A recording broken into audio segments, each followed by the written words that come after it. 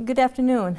On behalf of the Secretary of the VA, Dennis McDonald, the Executive Director of the Midwest District, Josh DeLeon, and the Director of the Fort Snelling National Cemetery Complex, Kimberly Wright, I am honored to welcome you to the second annual Fargo National Cemetery Memorial Day event. My name is Jennifer Leader, and I have the privilege of serving as the Fargo National Cemetery Manager. Memorial Day history goes back many generations. On May 5th, in 1868, General John A. Logan, leader of an organization for the Northern Civil War veterans, called for a nationwide Day of Remembrance.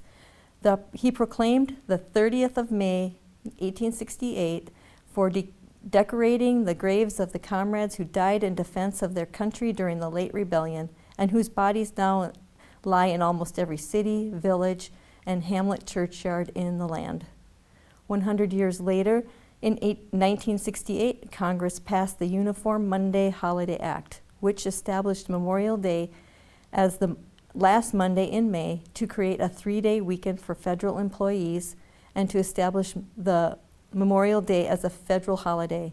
The change went into effect in 1971 and has remained that way since.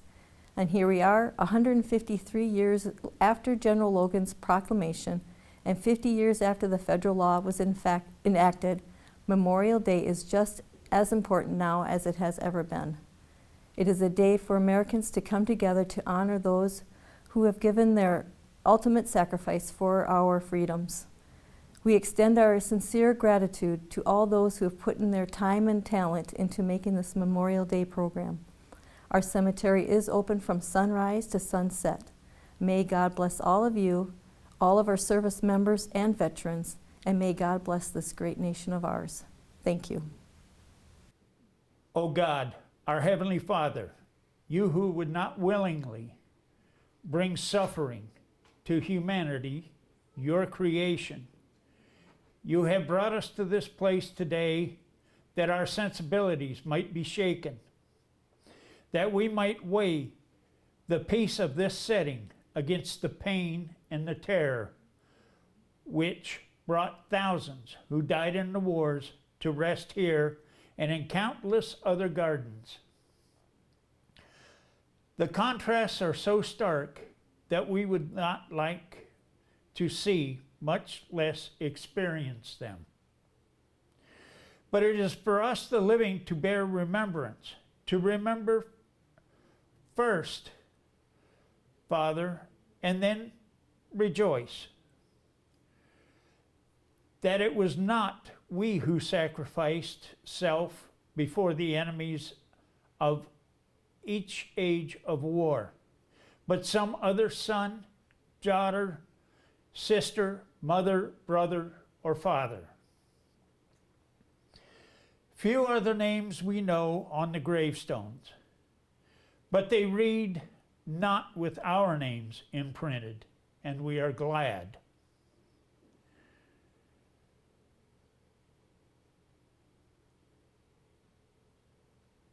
We first, all too soon, with the gifts of war, the torn body, and the early grave, could have been ours. And finally, to remember that time underscores the futility of the wars, that the foes become friends, the friends become foes, and in the confusion of friend and foes makes us wonder at all and recognize the mindlessness of warring. Dear God, help us to remember the significance of a Memorial Day, and pray indeed that the implements of war to be forged anew into the plowshares and the pruning hooks of our children. This is our prayer that we offer you in your holy name, in memory of those of the past, and in the hope for a future of peace. Amen. Oh, say, can you see by the dawn's early light what so proudly we hailed at the twilight's last gleaming, whose broad stripes and bright stars through the perilous fight o'er the ramparts we watched were so gallantly streaming, and the rocket's red glare, the bombs bursting in air, gave proof through the night that our flag was still there. Oh, say does that star-spangled banner yet wave o'er the land of the free and the home of the brave?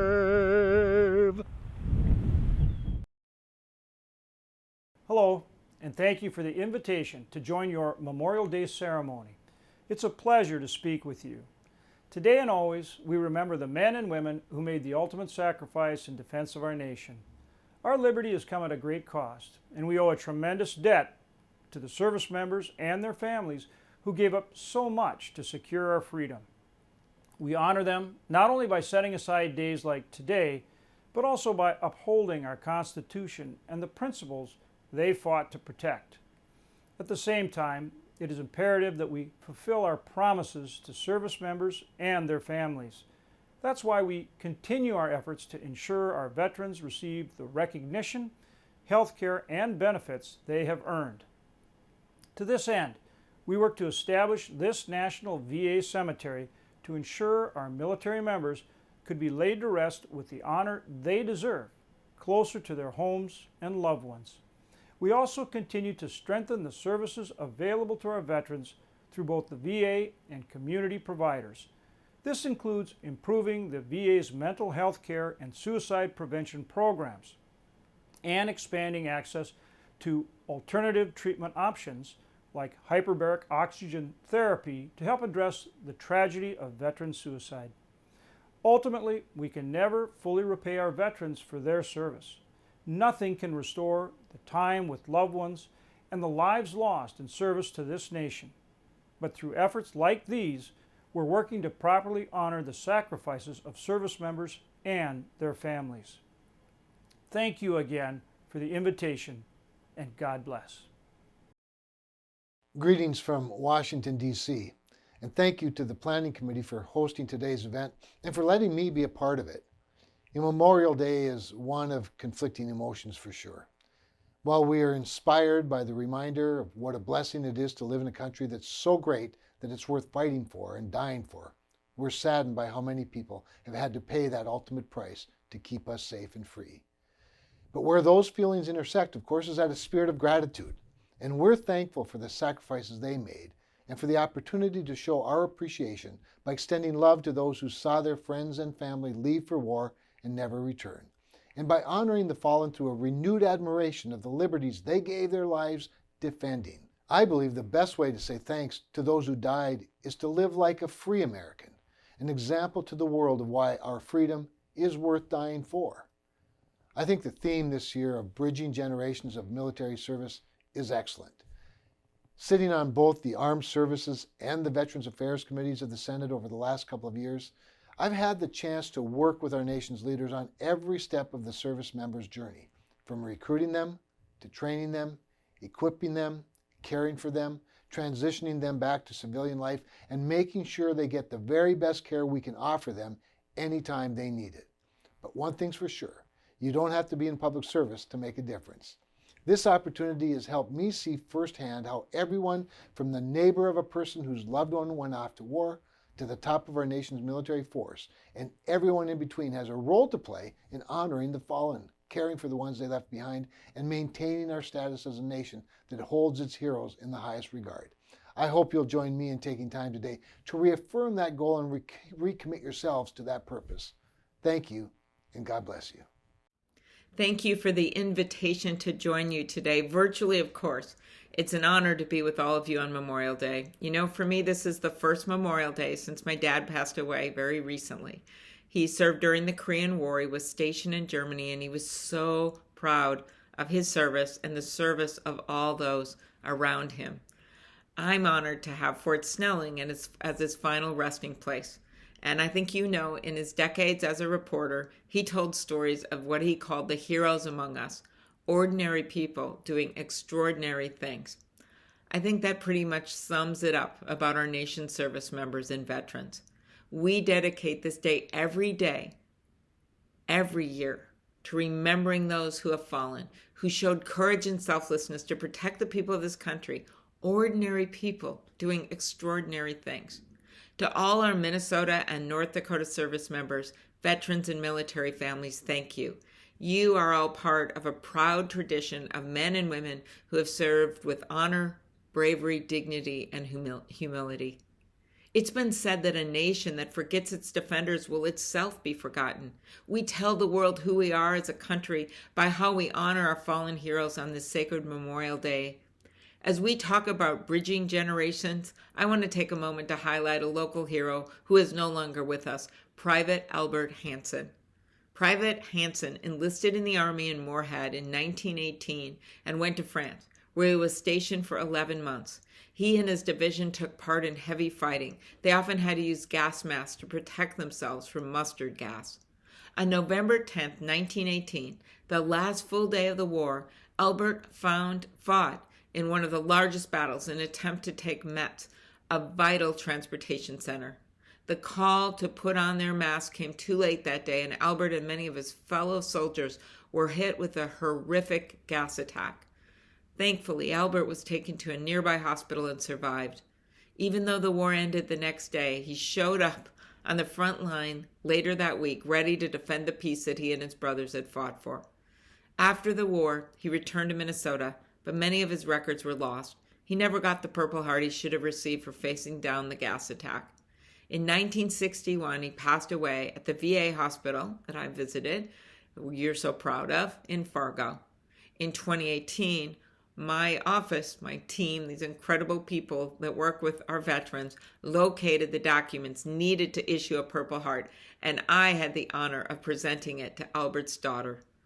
This Memorial Day, we recognize the courage and the sacrifices of all of our veterans, and we remember that while we can't change history, we can always change how our veterans are honored today. This means they get the health care they need, that they get their disability claims processed, that they get their GI benefits. Because when our service members signed up to serve, they didn't have to wait in line. And when they come home, they shouldn't have to wait in line in the United States of America. We stand united, regardless of our politics, ready to fight for those who have fought for us. There's no limit on the honor you're due, and no time when we won't be in your debt. So on this Memorial Day, a special personal one for me, the first time I'll be visiting my own dad's grave on Memorial Day. I will think of him, but I will think of all those who serve, who are serving, or who are remembering a loved one who made the ultimate sacrifice. We honor you today and every day. Thank you.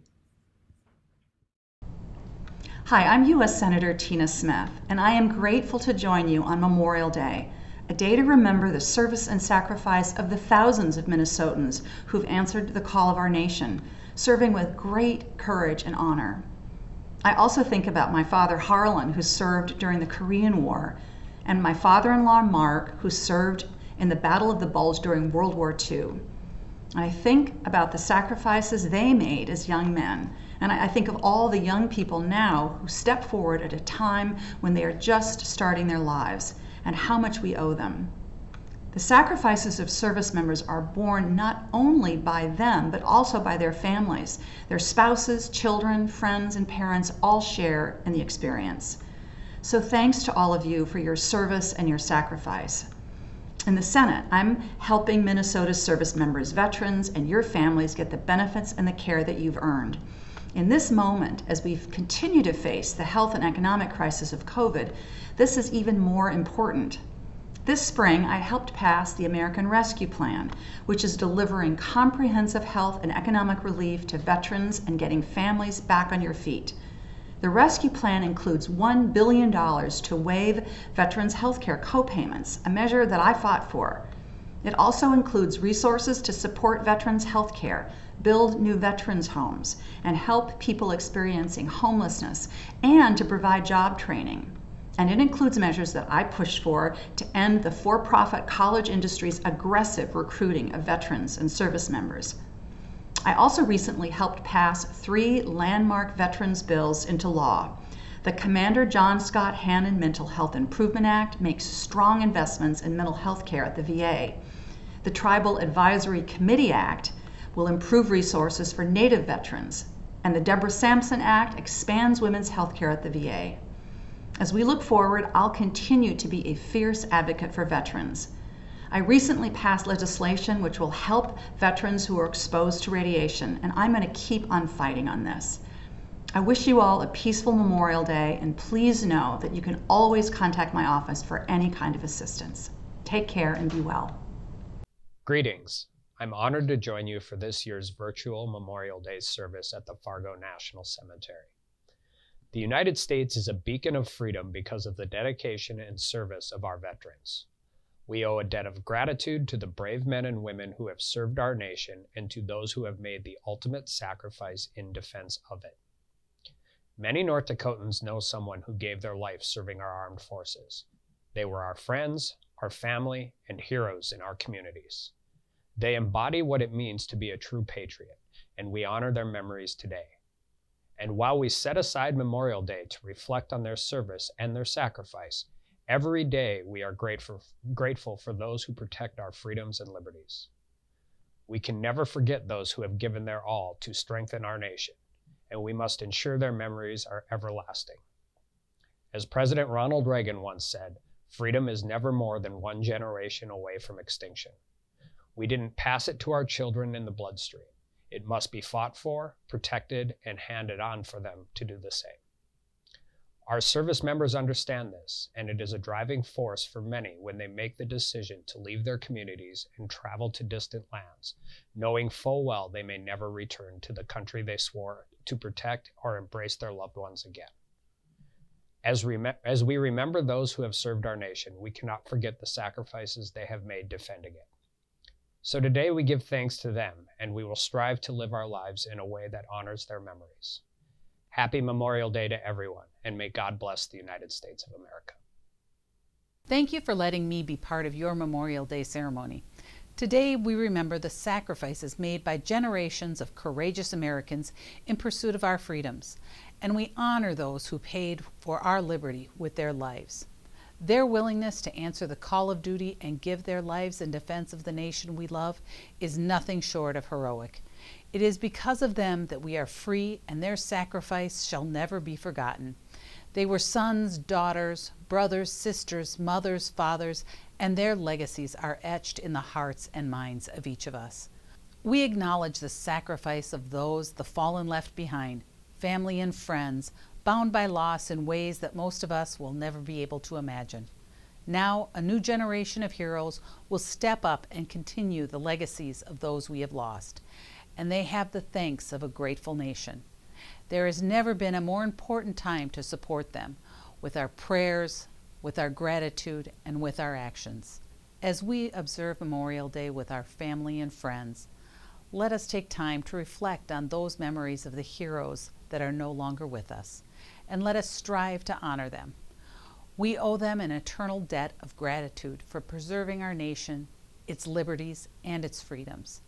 They are truly our nation's heroes. May God bless those in uniform and their families, and may God continue to bless the United States of America. Thank you. Good morning. Thank you for joining your fellow citizens to observe Memorial Day together at the Fargo National Cemetery.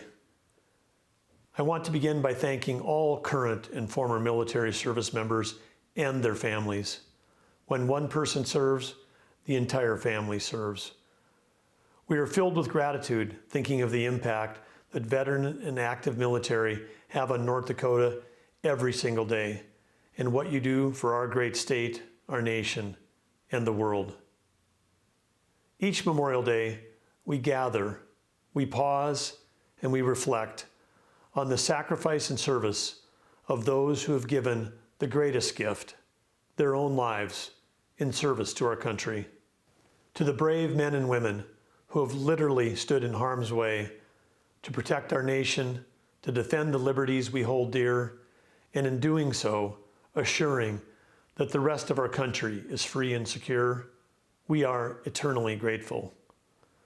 Without fail, thousands of friends, family members, and veterans show up to this event and events across our great state every year on Memorial Day to collectively reflect on the ultimate sacrifice made by the members of our armed forces.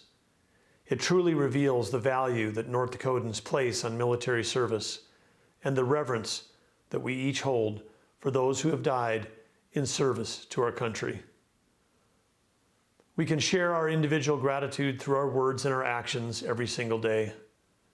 And yet the state can and does take action as well.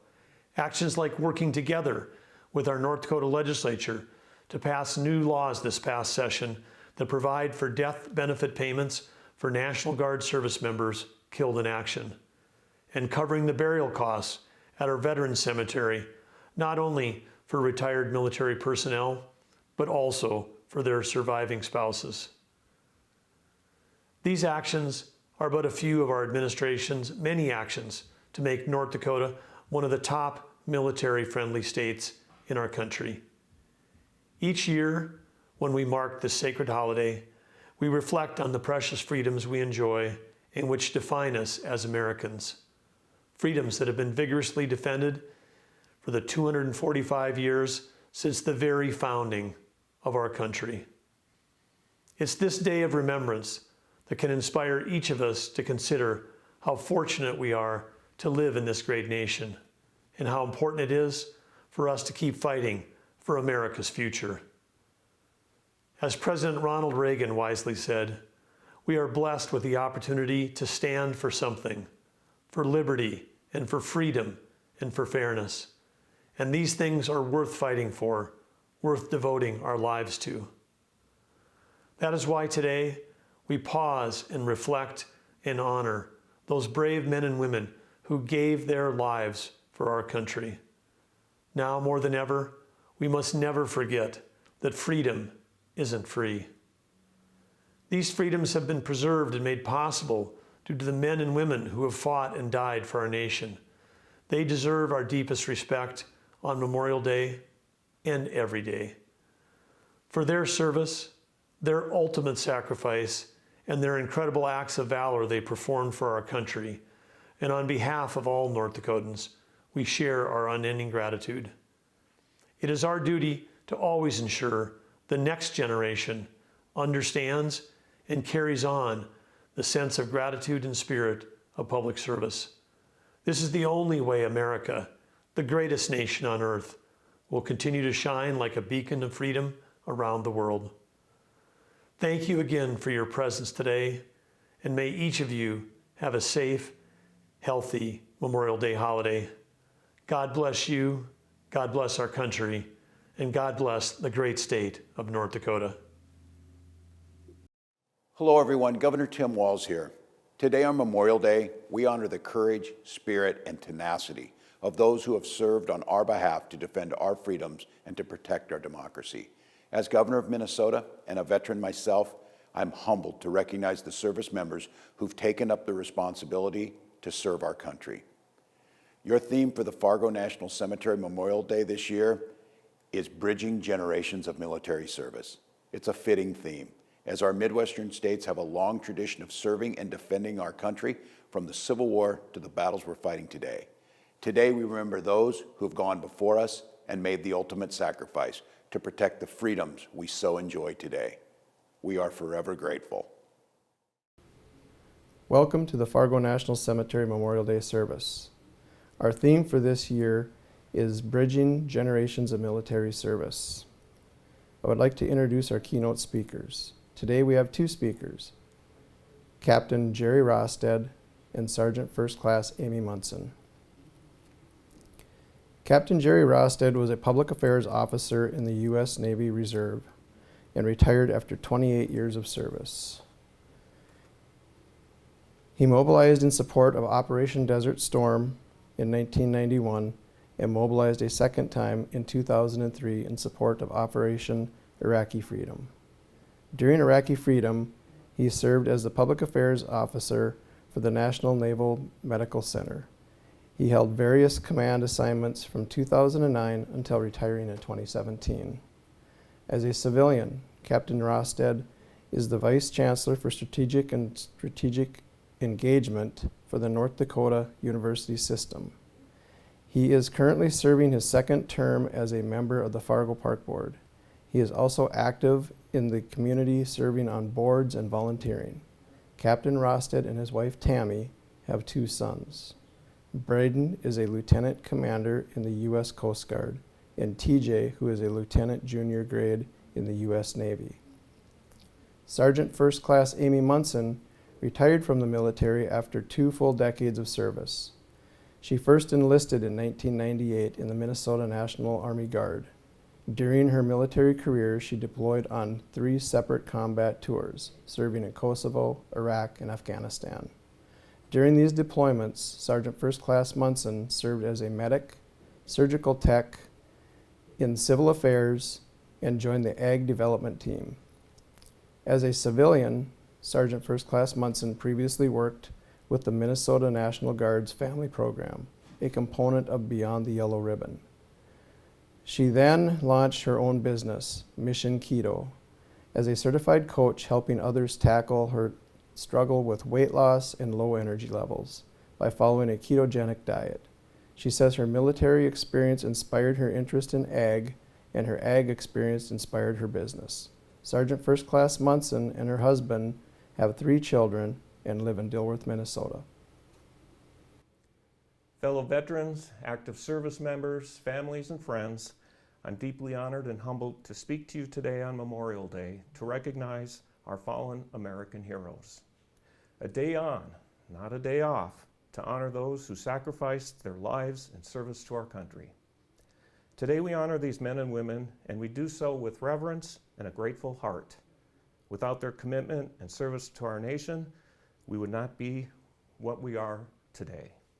Today we honor their desire and their commitment, and we honor the families that supported them, who no doubt are celebrating their legacy while grieving their absence. On Memorial Day, we look to the past and we remember the deeds of those whose final moments in service embody the highest values that we as a nation hold dear. America is the country as she is today because of young men and women who are willing to forego wearing a business suit, forego strolling down Easy Street, and forego living the good life, to wear instead the cloth of the nation, to travel instead along an uncertain road fraught with danger, to live lives that matter on a fundamental basis. Let's not let cancel culture erase the sacrifices willingly assumed by service members, rooted in an unwavering commitment and desire to serve something greater than themselves. History books will forever tell the story of this past year. The global pandemic touched everyone. Hospital workers and healthcare providers have manned the front lines battling the virus. Our nation's military has been right there too, every day, keeping our country safe, engaged in the fight against COVID-19. Thousands of military personnel deployed across the country in support of FEMA and the Department of Health and Human Services. Hospital ships Mercy and Comfort deployed to New York City and Los Angeles. Military engineers led the conversion of hotels and arenas for alternate care facilities. And here in North Dakota, 300 National Guard soldiers and airmen were on the clock 24/7, ensuring the safety and well-being of their citizens. In 2017, I retired from the Navy Reserve after serving 28 years. The transition was more difficult than I anticipated. The camaraderie, esprit de corps, sense of mission, accomplishment, and responsibility, you just don't get that with a regular 8-to-5 day job. In 1991, I mobilized in support of Operation Desert Storm, and again in 2003, I mobilized in support of Iraqi freedom. Both times I was sent to Washington, D.C., and the second time for Iraqi freedom, I was a public affairs officer for the Walter Reed National Naval Medical Center. I arrived 2 days before the first war wounded started to show up at the hospital. Part of my job was to let the Marines tell their story, to allow them to firsthand talk about the selfless sacrifices that these heroes made for their country, to hear their stories. Corporal Brent Gross, a Marine who was badly injured, his leg, was getting ready to do a press conference for him. Media wanted to hear his story, and I could tell he was tense, he was worked up. And I said, hey, you don't have to do this if you don't want. And he says, no, I want to do it. And I said, okay, so you okay? And he said, well, I promised my Marines I'd bring him in. He said, I promised I'd bring him out, and I'm not there to do it. After all this time, I still get emotional about that.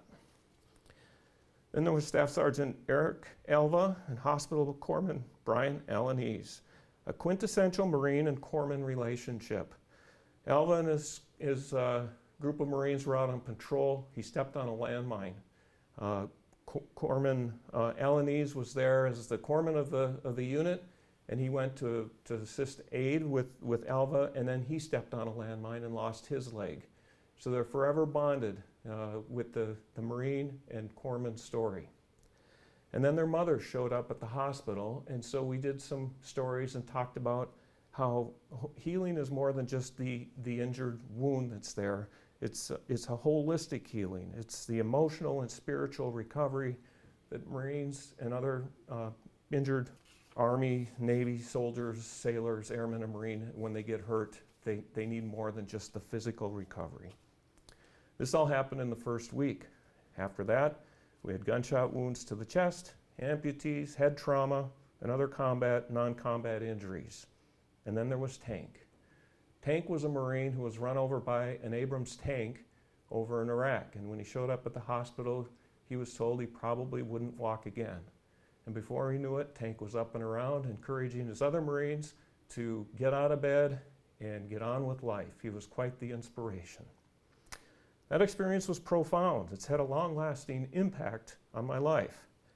Wearing that uniform in the shadows of others who serve and who have served, silhouetted by those who have paid the ultimate sacrifice. Sacred, it's humbling, and it's an ultimate responsibility to carry forward the traditions of those who have gone before. And while I did my part to uphold the unbroken chain, I have two sons who are now carrying that chain forward, maintaining that sacred linkage for future generations.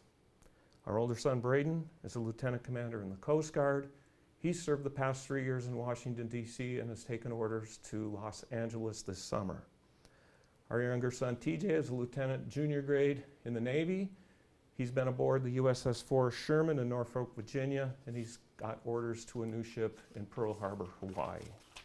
And here's my point. Our strength as a nation comes from loyal citizens like Corporal Gross, like Staff Sergeant Alva and Corpsman Alaniz, like Tank, like you, like me, like our children. These heroes come from every background, every community, and every race. They bond and unify as one, the essence and the heartbeat of our country. America's military force simply could not carry out its duties without the critical support of our families and loved ones provided every day. May God bless every one of our soldiers, sailors, airmen, Marines, and Coast Guardsmen, past and present, who answered our nation's clarion call. Thank you for the invitation to speak today. May God bless our fallen brothers and sisters. May God bless us gathered here today. And may God continue to bless the United States of America. Thank you for the great introduction. I am humbled and honored to have been asked to share my story with you today. Some days I look back on my 20 years of service and think, it wasn't that big of a deal. I was just doing my job. Then I remember the sacrifice of so many men and women before me that made the ultimate sacrifice to defend this country. That, ladies and gentlemen, is why I am here today. As I stand here, I reflect on my own service. Why did I choose to serve? Some will say they didn't choose, but rather service chose them. I feel that way. I have always been drawn to help others. I knew in the 6th grade that I would one day serve in the greatest military on earth. And I was able to fulfill this dream in the Army as a combat medic. My first deployment was to Kosovo in 2003-2004. It was the first time I had been away from my friends and family for that long, but I soon realized that my family was right there next to me every day. I looked around and considered all of those who were there family. I enjoyed my time in Kosovo. I was able to grow as a young adult and found the true meaning of helping those less fortunate in the world. During my time in country, my platoon adopted a local school near our base. I reached back to my local community to see if they would be able to collect and send supplies. I was overwhelmed by the response. The members of my church put together dozens of boxes of school supplies, socks, toothbrushes, toothpaste, and clothes. The local businesses also donated money for shipping. I remember the day when we were able to hand out these supplies. Teachers were crying. The kids were jumping with excitement. It was amazing to me to see the kindness and generosity of so many. We as Americans take for granted things as simple as pencils and notebooks. But for these teachers and students, it truly opened the world. I can only imagine the generations that came before me also working to help local communities that were affected by war. My second deployment was to Iraq in 2005-2007. That was a long and tough deployment. We were originally slotted for an 18-month rotation, but it soon turned into 22 very long months. There were times that I was not sure I was going to make it back home. And then there were times that I felt safe and cared for by my family, who was right there next to me. The days were hot and the nights were long, but we had each other. The friends you make in the military are not like any other relationships I've ever known. Those people are with you every day, every night, every meal, and every time you need help protecting your six. I believe the job of a service member is the best one out there, for better or worse. During this deployment, I was a medic that was also trained as a surgical technician. So I worked in the operating room most of the time. There were so many soldiers, Marines, and airmen that I was able to help save along with the doctors and the nurses. There were also times that all we could do was say a prayer and have a moment of silence for the life that was gone too soon.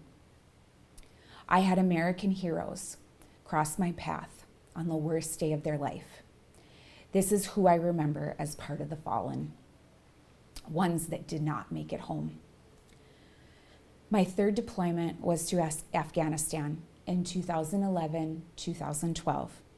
I was part of an agriculture development team whose mission was to educate local farmers and tradesmen how to grow crops or raise animals better.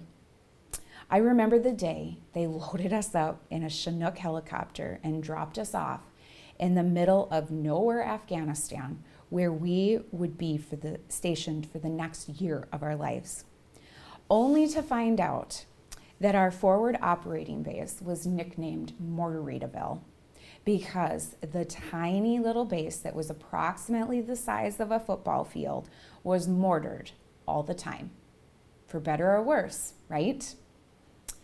We were housed in tents.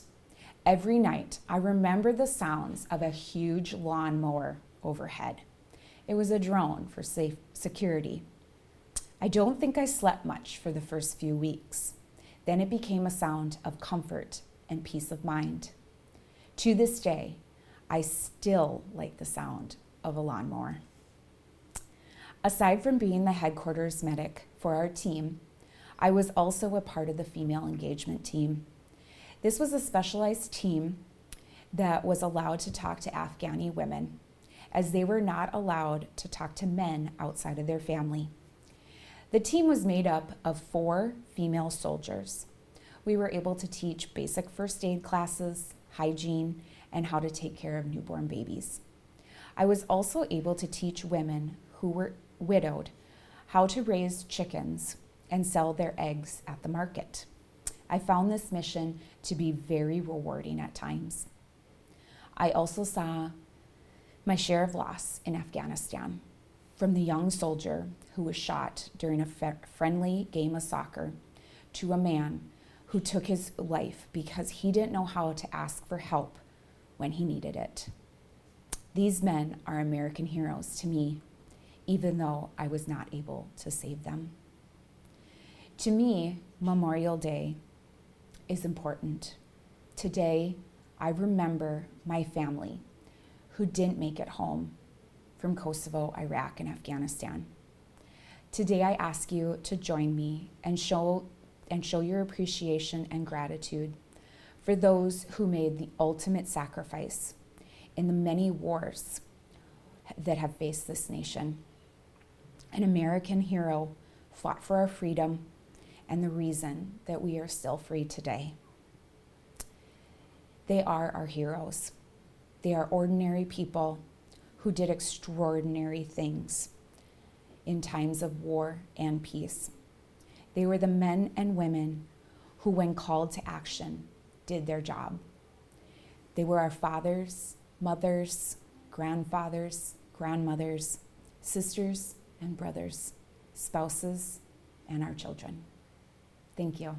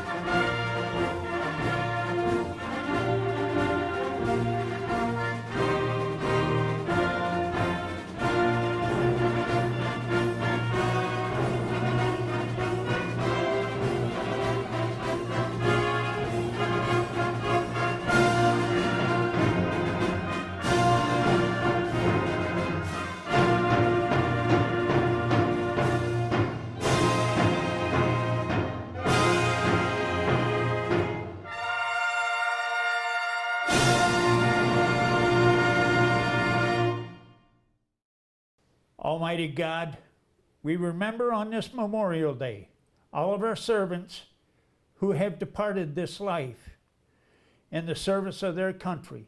We pray that having opened to them the gates of a larger life, you will receive them more and more into your joyful service, that they may win with you and your servants everywhere the eternal victory. For us who are here, may the Lord bless and keep us. May the Lord make his face to shine upon us and to be gracious to us. May the Lord lift his countenance upon us and give us peace now and forevermore. Amen. Under guy, T, Port,